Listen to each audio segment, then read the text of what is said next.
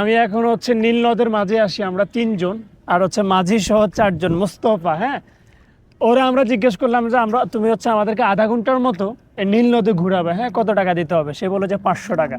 কিন্তু ভাই আমরা তো নাছোড় বান্ধা, 500 টাকা দেবো না। 500 টাকা বুঝেন প্রায় অনেক টাকা, 1000 টাকার বেশি। পরে অনেক দাম দর করে আমরা 100 টাকা দিয়ে ঠিক করলাম। 500 টাকা 1000 টাকার বেশি। 100 টাকা দিয়ে ঠিক করলাম। এখন আমরা ঘুরতেছি, এত ঠান্ডা বাতাস ভাই বলে বোঝানো যাবে না, এত ভাল লাগতেছে আলহামদুলিল্লাহ। ও রে নীল দরিয়া আমায় দে রে দে ছাড়িয়া, ও রে নীল দরিয়া আমায় দে রে দে ছাড়িয়া, বন্দী হইয়া মনুয়া পাখি